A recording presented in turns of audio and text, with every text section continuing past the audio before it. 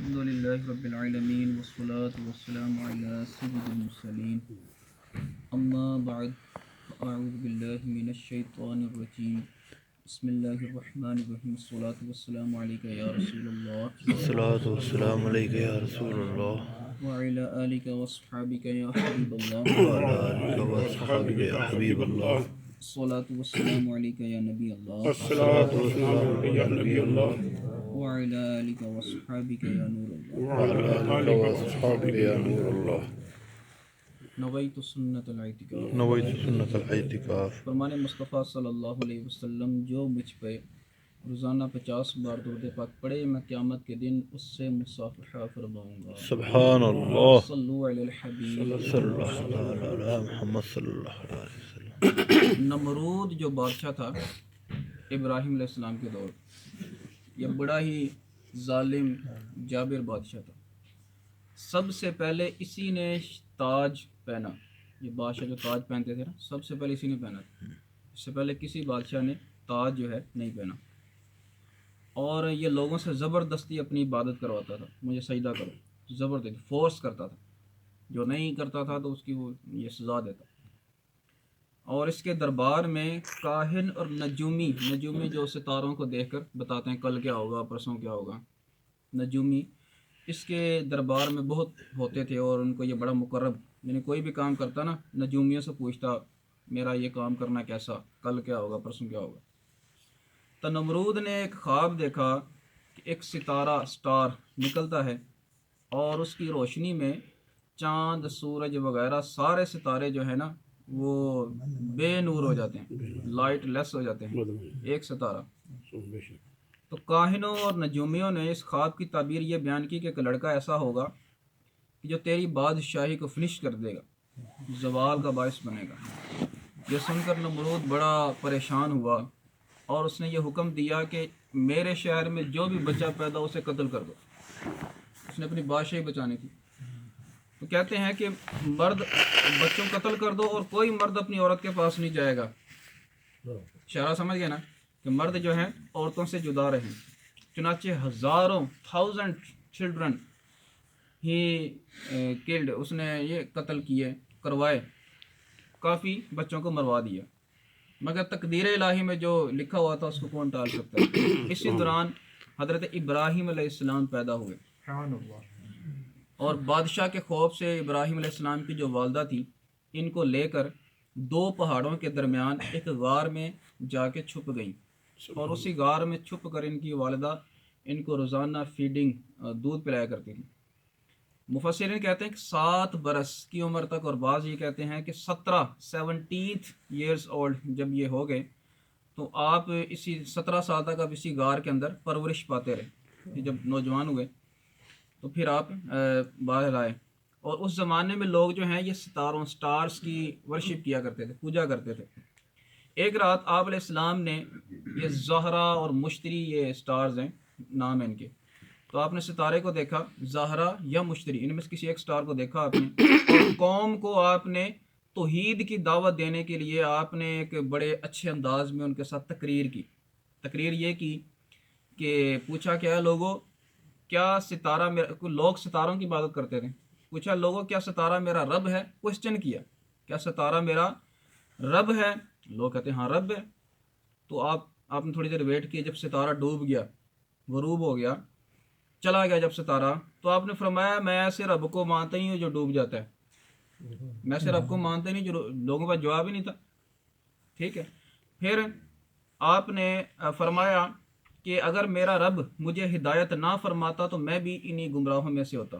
پھر اس کے بعد چمکتے دھمکتے سورج کو دیکھا، سن کو دیکھا، سورج کو، تو آپ نے فرمایا یہ تو سورج تو ستارے سے بھی بڑا لگتا ہے، تو کیا یہ میرا رب ہے، کیا یہ میرا رب ہے؟ لیکن جب سورج جو ہے وہ سن سیٹ ہوا، جب غروب ہوا، تو آپ نے فرمایا کہ میری قوم میں ان چیزوں سے بیزار ہوں، ستارے وہ بھی ڈوب گیا ہے، سورج ہے وہ بھی ڈوب گیا ہے، یہ کیسا رب ہے جو خود ہی ڈوب جاتا ہے، دوسروں کو ڈوبتے وہ کیسے بچائے گا وہ۔ تو بہرحال آپ نے بڑے دل نشین انداز میں لوگوں کو سمجھایا، اور پھر بعد میں کہا کہ میں صرف اس رب کی عبادت کرتا ہوں جس نے آسمان و زمین کو پیدا فرمایا، پس میں صرف کسی ایک ذات کا عابد ہوں. عابد سے مراد میں اسی کا عبادت کرنے والا، اسی کی ورشپ کرنے والا ہوں، اور میں شرک کرنے والوں میں سے نہیں ہوں. پھر ان کی قوم ان سے لڑنے لگی، جھگڑا کرنے لگی. تو آپ نے فرمایا تم لوگ مجھ سے خدا کے بارے میں لڑتے ہو؟ خدا نے تو مجھے ہدایت دی ہے اور میں تمہارے جھوٹے معبودوں سے بالکل نہیں ڈرتا. پھر اس وقت یہ تھا کہ ان قوم کا ہر سال کوئی میلہ لگتا تھا. میلہ سمجھ فرعون کے پاس گیا. ہاں جی، فرعون کدھر گیا پھر؟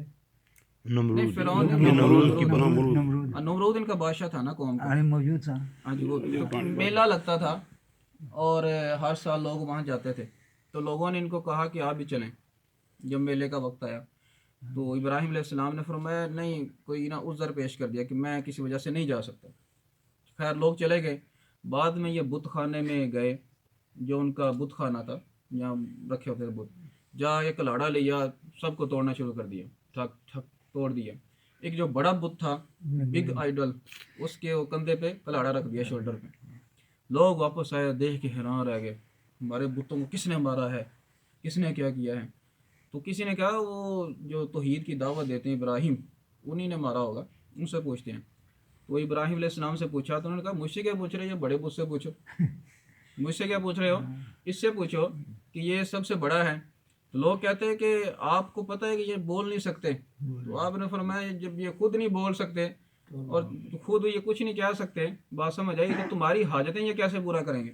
تم ان کی عبادت کرتے ہو جو بے بس ہیں، اپنے ناک بیٹھی مکھی کو نہیں اڑا سکتے. یہ بات سمجھ آئی، مفہوم بتا رہا ہوں میں آپ کو. تو بہرحال اس کے بعد پھر نمرود نے فیصلہ کیا کہ ان کو آگ میں ڈالتے ہیں.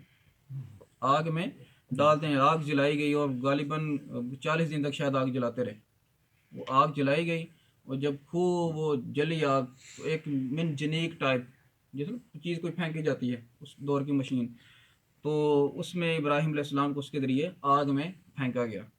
انہوں نے پھینکا لیکن وہ آگ جو ہے اللہ کے حکم سے ٹھنڈی ہو گئی تھی. تو یہ جو واقعہ ہے ستاروں والا جو میں نے بیان کیا، قرآن پاک میں اس کا ذکر اللہ تعالیٰ فرماتا ہے فَلَمَّا جَنَّ عَلَيْهِ اللَّيْلُ رَأَىٰ كَوْكَبًا قَالَ هَٰذَا رَبِّي فَلَمَّا أَفَلَ قَالَ لَا أُحِبُّ الْآفِلِينَ. پھر جب ان پر رات کا اندھیرا آیا، ایک تارا دیکھا تو ابراہیم بولے اس سے میرا رب ٹھہراتے ہو؟ پھر جب وہ ڈوب گیا تو بولے مجھے خوش نہیں آتے ڈوبنے والے. فَلَمَّا رَأَى الْقَمَرَ بَازِغًا قَالَ هَٰذَا رَبِّي. پھر جب چاند چمکتا تو بولے اسے میرا رب بتاتے ہو؟ پھر جب وہ ڈوب گیا تو کہا اگر مجھے میرا رب ہدایت نہ دیتا تو میں بھی انہی گمراہوں میں سے ہوتا. پھر اس کے بعد جب سورج سورج چمکا تو بولے تم اسے میرا رب کہتے ہو؟ فَلَمَّا رَأَى الشَّمْسَ بَازِغَةً قَالَ هَٰذَا رَبِّي هَٰذَا أَكْبَرُ. کہ تم اس سورج کو میرا رب کہتے ہو، یہ هَٰذَا أَكْبَرُ، یہ تو دوسروں سے بڑا ہے. فَلَمَّا أَفَلَتْ. لیکن جب وہ سورج بھی ڈوب گیا تو قَالَ يَا قَوْمِ إِنِّي بَرِيءٌ مِّمَّا تُشْرِكُونَ. تو فرمایا اے میری قوم میں ہر اس چیز سے بری ہوں جس کو تم شریک ٹھہراتے ہو. بہرحال پھر فرمایا انی وجہت وجہی للذی فاطر السماوات والارض حنیفا وما انا من المشرکین. میں نے اپنا منہ اس کی طرف کیا جس نے آسمان و زمین بنائے، ایک اسی کا ہو کر اور میں مشرکوں میں سے نہیں. تو یہ ابراہیم علیہ السلام کا قصہ تھا جو قرآن پاک کے اندر بیان کیا گیا. اچھا، دین ابراہیمی اور یہ ہماری شریعت یہ جو ہے یہ دین محمدی، اس میں بہت زیادہ مطابقت ہے، بہت زیادہ اس میں مطابقت ہے کہ بہت ساری وہ باتیں جو ابراہیم علیہ السلام کے دین میں تھی وہ ہمارے دین میں بھی ہیں.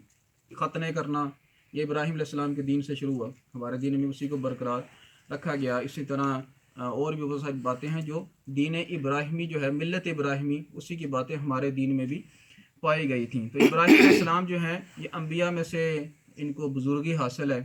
اور ایک اور آپ کو عجیب بات یہ بتاؤں کہ جنت کے اندر جو جنتی ہوں گے ان کے یہ اس کو کیا کہتے ہیں، بھویں، یہ پروٹے، سر کے بال، اس کے علاوہ جسم پہ کہیں بال نہیں ہوگے، لیکن ابراہیم علیہ السلام جو ہے ان کے داڑھی ہوگی. سبحان اللہ. تو وجہ یہ بیان کرتے ہیں کہ یہ ان کی بزرگی کی وجہ سے، یہ ان کی بزرگی کی وجہ سے ہے. اور جنت میں بھی پہلے یہی جائیں گے قول کے مطابق، اس کی وجہ بھی یہی ہے کہ یہ ان کی بزرگی کی وجہ سے ہے. تو اللہ تعالیٰ سے دعا ہے جو سنا اس یاد رکھنے کی توفیق عطا فرمائے. آمین بجاہ النبی الامین صلی اللہ علیہ وسلم. اللہم صلی علی محمد وعلی آل محمد وبارک وسلم وصلی علیہ. یا اللہ اس وجہ جو ہم نے درس قرآن سنا مولا اسے یاد رکھ کر دوسروں تک پہنچانے کی توفیق عطا فرما. یا اللہ اس وجہ ہمیں خوب علم دین سیکھ کر دوسروں کو سکھاتے رہنے کی توفیق عطا فرما. یا اللہ ہمیں 5 وقت کا باجماعت نمازی بنا ہمارے ایمان کی حفاظت فرما.